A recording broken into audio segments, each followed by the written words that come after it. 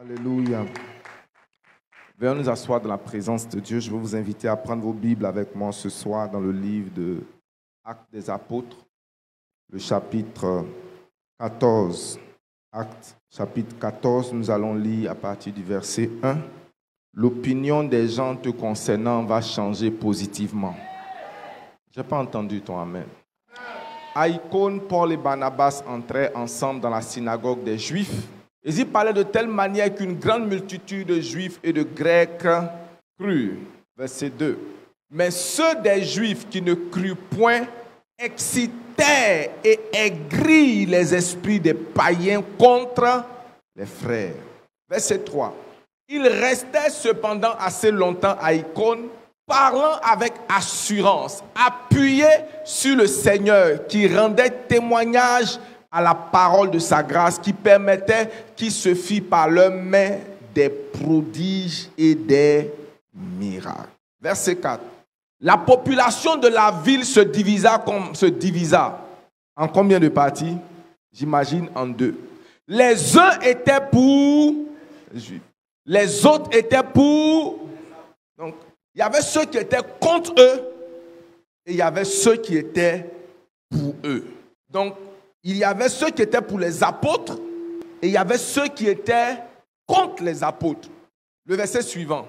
Et comme les païens et les juifs, de concert avec leurs chefs, se mettaient en mouvement pour les outrager et les lapider. Quel était le groupe qui allait les lapider? C'était le groupe qui était contre eux. Le groupe des juifs. Ils allaient contre eux pour les lapider et pour les outrager.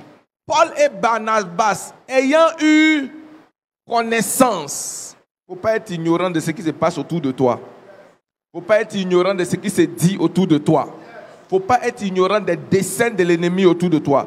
Même le Seigneur Jésus étant Dieu a dû fuir un moment. Il se réfugiait dans la ville de Lycaonie, à Lystre et à Derbe et dans la contrée d'alentour. Verset 7. Et ils annonçaient la bonne nouvelle. À Lystre se tenait assis un homme comment? Impotent des pieds, boiteux de naissance et qui n'avait jamais marché. Il écoutait parler Paul. Et Paul, fixant les regards sur lui et voyant qu'il avait la foi pour être guéri. Verset 10. Paul dit d'une voix forte. Verset 10. Le verset 10. Paul dit d'une voix forte, lève-toi droit sur tes pieds. Et il se leva d'un bond. Et qu'est-ce qu'il fit? Il marcha. Le verset 11. C'est très intéressant ce qui va être fait maintenant. Le verset 11, on peut lire ensemble le verset 11. À la vue de ce que Paul avait... A fait quoi? Dis avec moi, à la vue. À la vue de ce que Paul avait fait, la foule éleva la voix et dit en langue lycaonienne, les dieux sur une forme humaine sont descendus vers nous. Des gens qu'on avait pris pour des brigands, des gens qu'ils venaient outrager, les mêmes gens ont changé d'opinion. C'est une bonne chose de savoir que les hommes changent. Parce que le fait que les hommes changent nous indique qu'ils peuvent changer positivement. La Bible dit l'homme, Dieu n'est pas un homme pour mentir, ni le fils de l'homme pour se repentir. Repentir qui veut dire Ménotaï a changé sa pensée. Il n'y a rien qui soit dynamique concernant un homme. La nature de l'homme, c'est que l'homme est changeant. Il peut devenir meilleur, comme il peut devenir comment? Pire. Et il peut changer ses opinions. En fait, si tu ne changes pas d'opinion, tu ne grandis pas. Paul dit, quand j'étais un enfant, je parlais comme un enfant, je pensais comme un enfant. Quand je suis devenu grand, j'ai fait disparaître ce qui est de l'enfant. C'est pourquoi l'opinion négative des gens te concernant peut changer. Il n'y a rien qui est statique. Il n'y a rien qui est définitif. Et leur opinion peut changer à une vitesse que tu ne peux pas imaginer. Des gens qui... Et quand ils ont vu ce qu'ils ont fait, quand ils ont vu ce que Paul a fait, ils ont dit les dieux sur une forme humaine. Et vous savez ce qu'ils sont allés?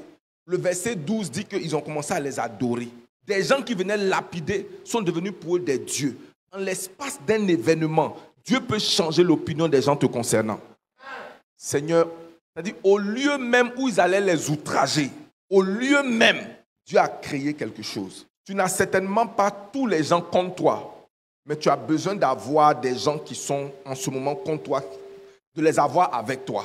Seigneur, change l'opinion des personnes me concernant. Organise un événement et change leur regard sur moi. Change leurs paroles sur moi au nom de Jésus. J'enseigne ce soir sur développer un caractère d'enfant de Dieu. Développer un caractère d'enfant de Dieu. La réputation s'acquiert à force de travail. La réputation s'acquiert à force de travail. Bien-aimé, il est plus facile de dire la vérité que de vivre dans le mensonge. Tu n'as pas besoin d'inventer le mensonge. Enfin, tu n'as pas besoin d'inventer la vérité. Lorsqu'il y a une situation, dire la vérité est la chose la plus simple. S'inventer une vie, se forger une apparence qu'on n'a pas, se forger une opinion qu'on n'a pas, se forger une réputation qu'on n'a pas, peut être très coûteux.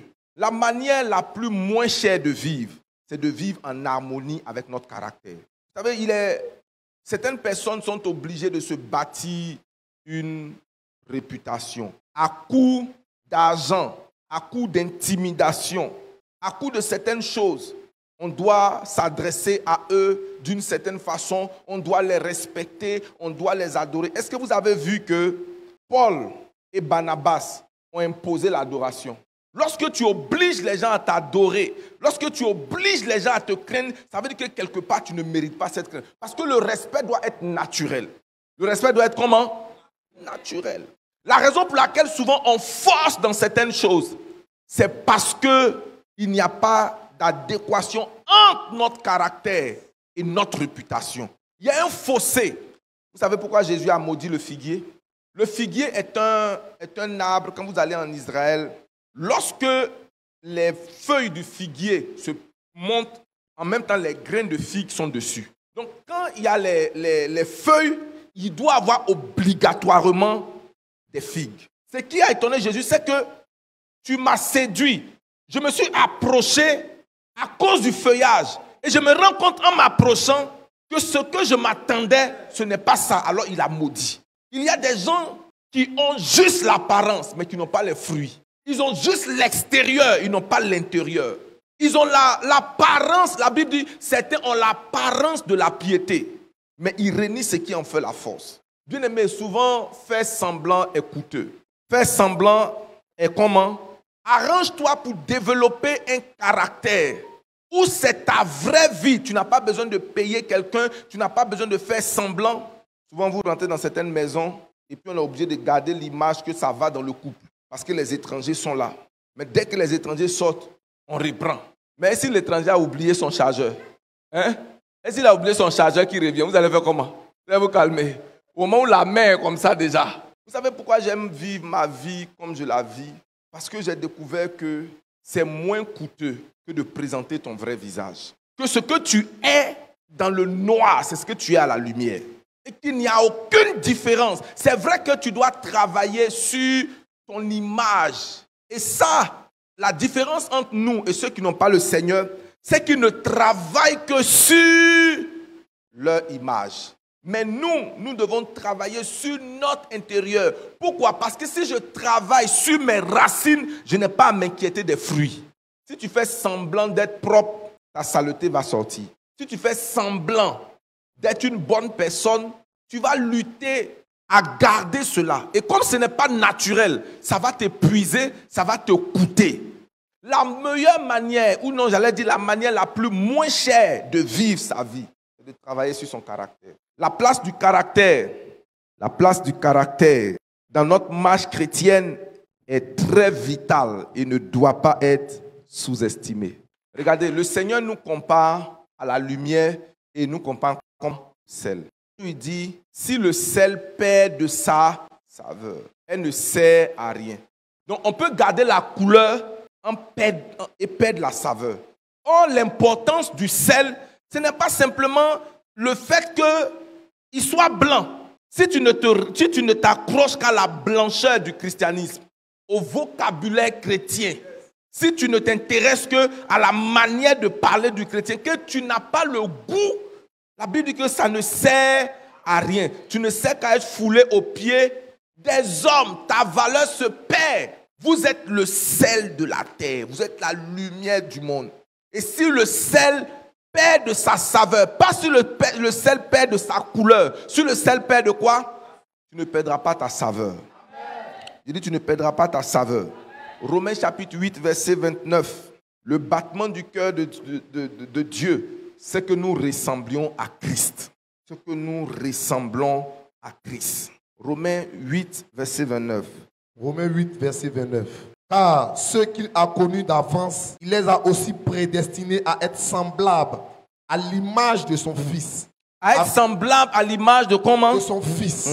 Afin que son Fils fût le premier-né entre plusieurs frères. Alléluia. Amen. Est-ce que vous savez que le caractère est souvent plus important que l'onction? Yes. L'onction sans caractère va faire sentir celui qui porte l'onction. Vous voyez des gens qui sont loin, mais qui sont sans caractère.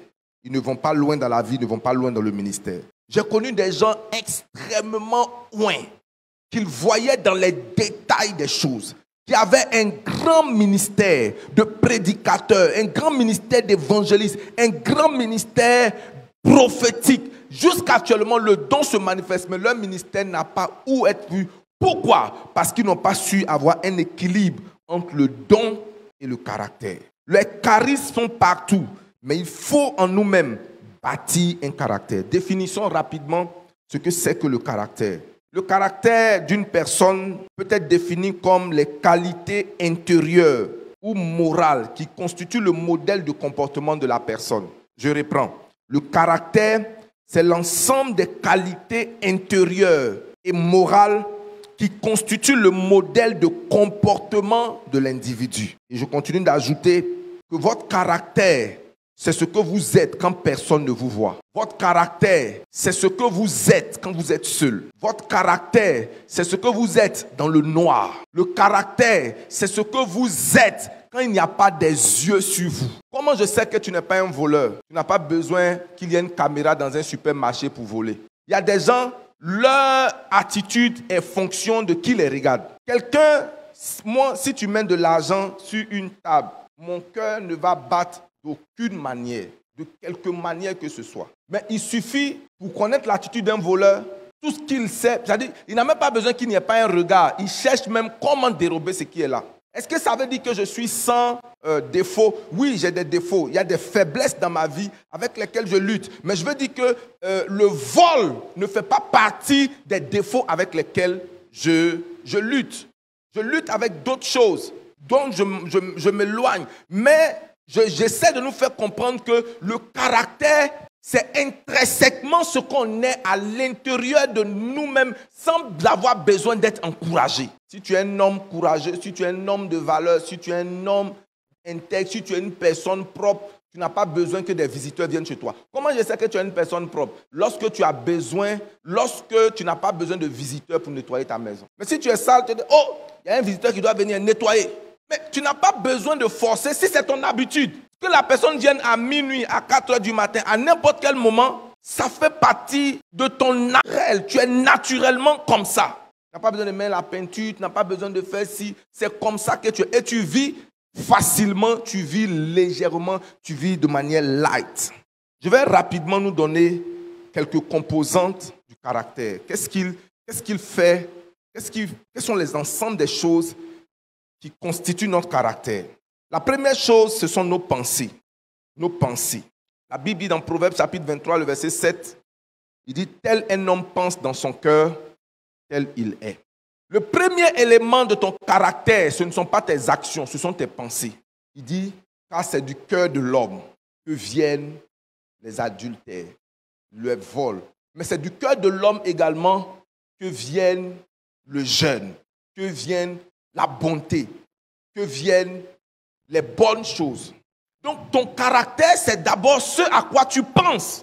Dieu dit, dans Ésaïe que vous connaissez, on a vu ça longuement le mois passé, c'est « Mes pensées ne sont pas vos pensées et vos voix ne sont pas comment? Mes voix. » Souvent, le comportement que tu as est la conséquence des pensées que tu entretiens. Rarement des choses nous arrivent de manière accidentelle. J'allais dire 98% des choses qui arrivent dans nos vies, on les a préméditées. C'est pourquoi si je peux stopper une pensée, je vais stopper l'action. Si je peux stopper comment? Une pensée, je vais stopper. Regardez, est-ce que vous savez souvent, ce n'est même pas le fait que tu aies péché qui te condamne. Le Seigneur dit quoi? Celui qui regarde une femme, celui qui regarde Prisca. Il y a plusieurs manières de regarder Prisca. Il peut regarder Prisca en regardant ma fille. Il peut regarder Prisca dans le but de la... Celui qui regarde une femme pour la faire comment? Pour la convoiter. Qu'est-ce qui s'est passé? Il a déjà commis l'adultère avec elle. Où ça? Dans son cœur. Et une fois que le cœur a déjà fait, l'intention selon la parole de Dieu veut l'acte. L'intention veut comment? L'acte.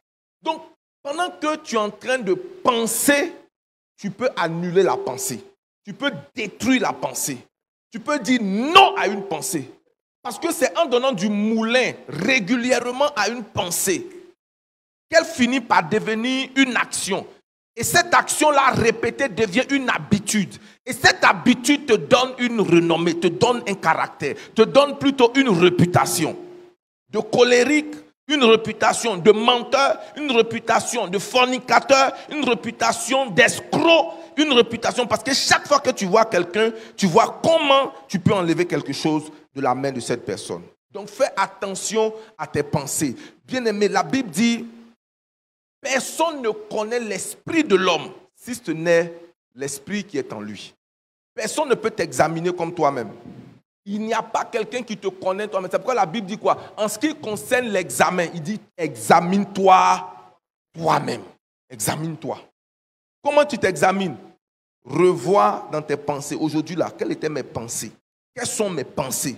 David dit quoi? Si j'avais conçu l'iniquité dans mon cœur, pas même si j'ai accompli. Il dit si j'avais quoi? Conçu l'iniquité. Parce qu'une chose conçue, c'est comme une grossesse. Tu vas finir par accoucher. Si j'avais conçu l'iniquité dans mon cœur. Il y a des gens qui sont voleurs avant même de voler. Si je reçois cet argent-là, ça ne va jamais arriver au propriétaire. Si jamais on me donne ça, ça ne va jamais arriver. Un jour, alléluia. Ça, je peux dire ça, je peux dire ça, non. C'est assez grave, mais je peux dire. Un jour, on a reçu quelqu'un. Amen. Et puis, une personne qu'on respecte. Et j'ai laissé un de mes responsables, je peux mentionner son nom parce que c'est une bonne action. Papa a vite, comme chauffeur, comme chef du protocole pour rester avec la personne. Et puis, quand j'ai laissé papa à vite avec la personne voulant se déshabiller parce que c'est une femme, ce n'est pas un homme. On va penser que c'est... La femme m'a dit, mais viens enlever. Quand il a enlevé, elle a commencé à se... Et puis elle s'est tournée vers lui, il est sorti. Mais pourquoi tu pars? Non, vraiment, il est parti. Et puis la personne a répété, il ne me l'a pas dit. Et un jour, pendant qu'on parlait avec les responsables, il a fait sortir ce témoignage-là, il n'en avait jamais parlé. Et à partir du moment où il a dit, quelqu'un qui était à cette réunion lui a dit que, ah, toi aussi, ça là, c'était moi. Oh, ça là, occasion comme ça là, si j'avais eu ça. Pendant que quelqu'un est en train de dire que moi j'ai fui, lui il dit que, ça là, oh, si j'avais ça. Non. Il dit que toi là, tu... Est-ce que vous voyez un peu? Dis-moi, le péché est une question de pensée. Une personne n'imagine pas ça. Une autre personne se dit, c'est-à-dire qu'il regrette à la place de l'autre. C'est comme ça qu'on te pose souvent des questions pour révéler l'état de ton cœur. Si tu trouves telle chose quelque part, qu'est-ce que tu fais? C'est en fait un texte acide pour connaître l'état de ton cœur. La deuxième chose qui compose notre caractère, c'est notre imagination.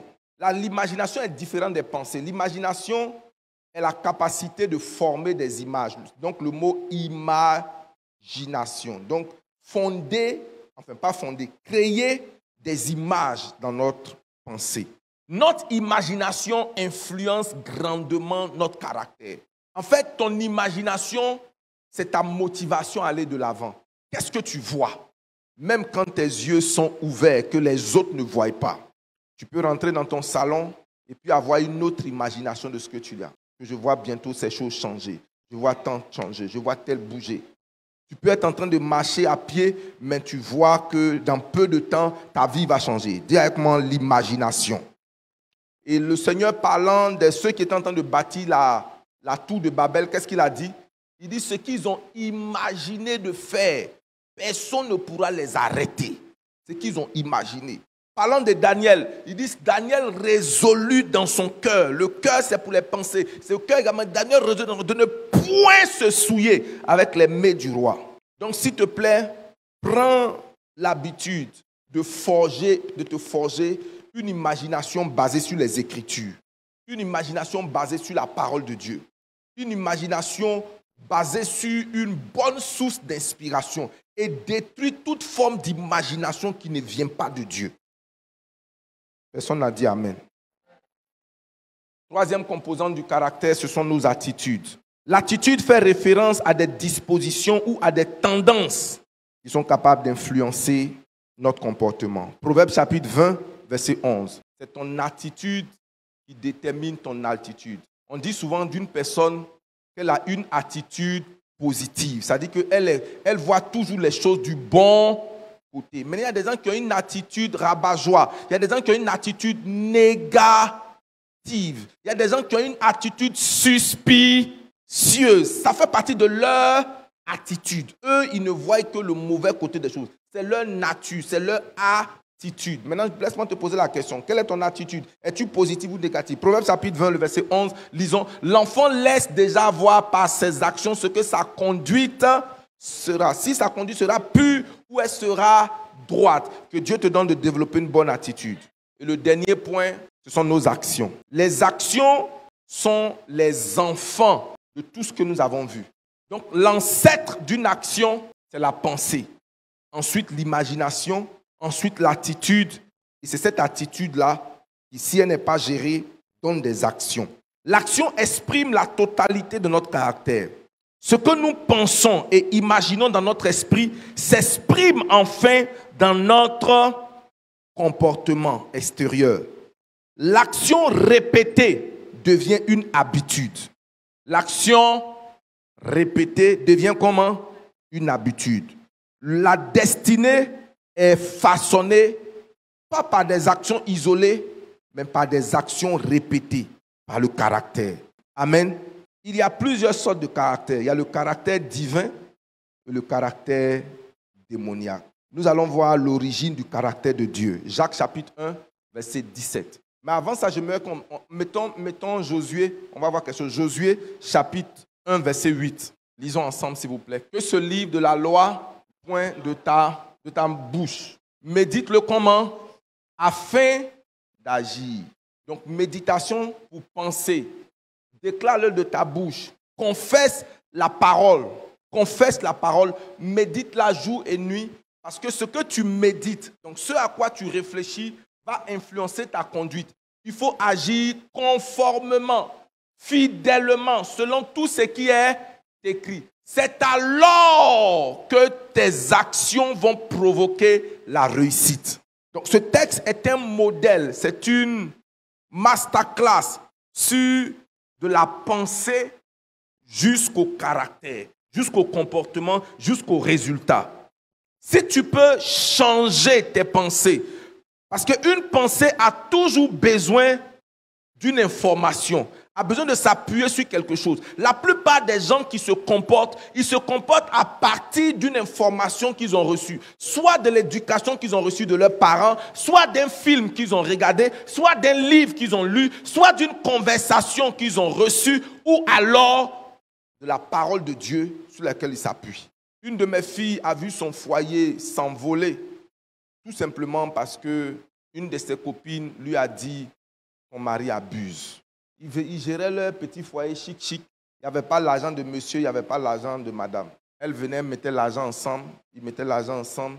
Et puis, ils géraient les dépenses du foyer, du ménage. Et un jour, en bonne chrétienne, elle est en train de partager ça, elle dit « Ah, vraiment, voilà comment mon monde... » Quoi? C'est quel modèle ça? Non, moi, chez moi, c'est pas comme ça. Hein.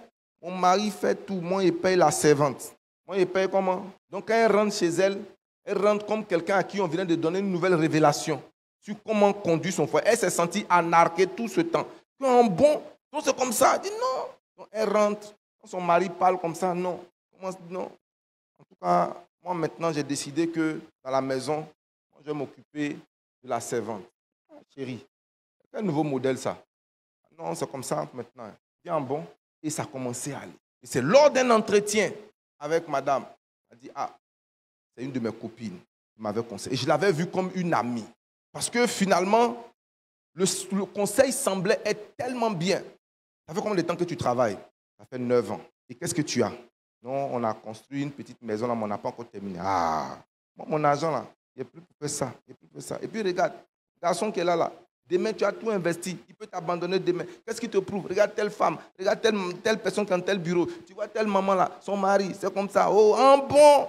Donc la pensée a besoin toujours d'informations comme ingrédients, comme de la farine. Le pain se fait par de la farine. Donc comme le moulin a besoin de choses, bien aimé, qui te conseille?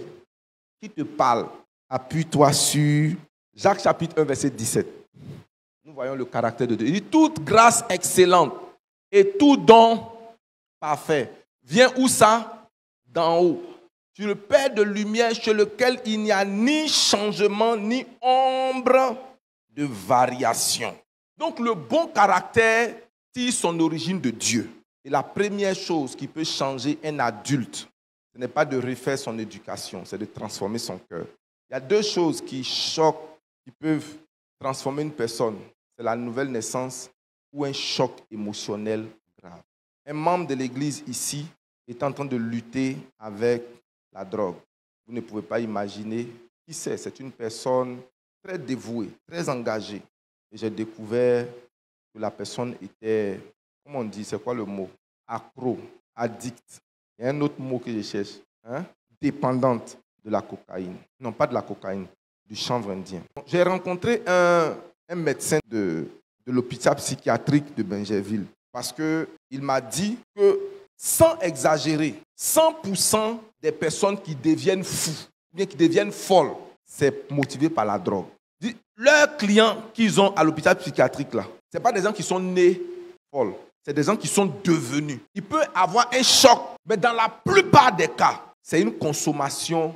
Et il dit une chose qui va me toucher. Il dit, quels que soient les médicaments qu'il donne, la personne peut arrêter par un temps, mais il ne promet pas qu'une personne qui a été dépendante de la drogue, non, du chanvre, va s'en débarrasser définitivement. Il dit, il peut arrêter pendant un moment, mais au bout de 3 mois, de 4 mois, il va rechuter. S'il voit des amis, il y a toujours, comment on appelle ça? Le taux de reprise, de retomber dedans.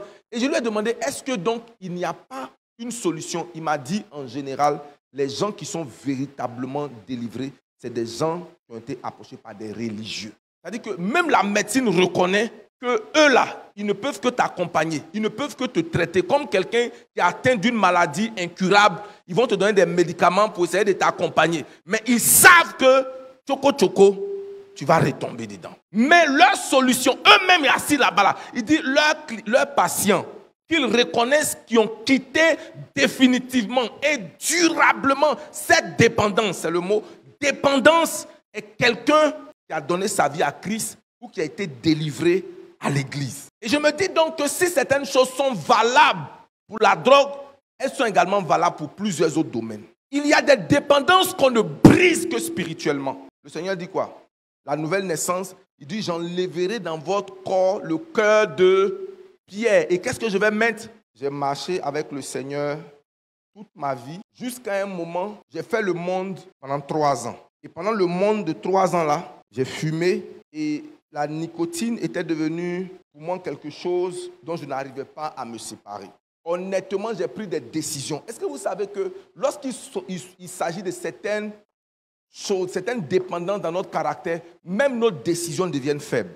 Maman m'a emmené chez beaucoup de pasteurs, présidents de leurs églises. Quand on dit tel pasteur, ouin, ma tête là a porté salive de beaucoup de personnes. Mais c'est le jour où j'ai décidé, que le Seigneur a décidé de me reprendre à lui et qu'il a changé mon cœur.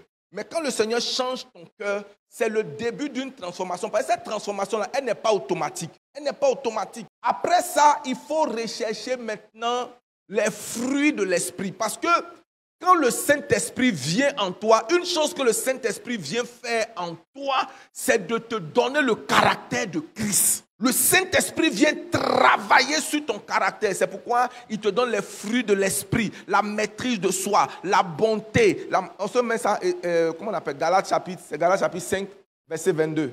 Si tu as fait l'école du dimanche, tu connais. Galates chapitre 5, et je termine. Il faut arrêter certaines choses avant qu'elles ne t'arrêtent. À partir du verset 15, allons à partir du verset 15. Verset 15. Car je ne sais pas ce que je fais, et je fais point ce que ma volonté veut.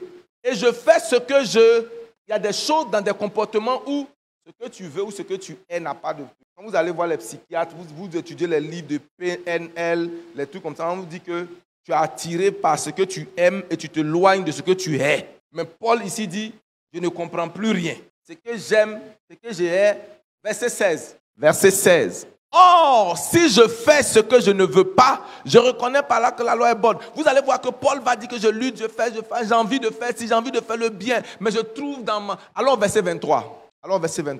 Mais je vois dans mes membres une autre loi qui lutte contre la loi de mon entendement et qui me rend captif à la loi du péché qui est dans mes membres. Ce mois, le jeudi prochain, je vais vous enseigner sur le mystère de l'iniquité. Dis avec moi le mystère de l'iniquité. Ça se transmet par la nature adamique, ça se transmet par le sang. Le sang, c'est que tu as hérité de tes parents. Le comportement de tes parents, de ton père. Tu vas voir qu'il y a des tendances à ce que tu répètes, tu reproduises ces mêmes choses. Mais la puissance de l'iniquité qui est dans le sang peut être engloutie par la puissance du Saint-Esprit. Ton comportement sera à l'image de Christ. Et tu diras, celui qui m'a vu a vu le Seigneur. Qu'est-ce qui t'attire? Si ta nature change, ton attrait pour les choses va changer. Affectionnez-vous aux choses d'en haut. Seigneur, que mes affections changent au nom de Jésus.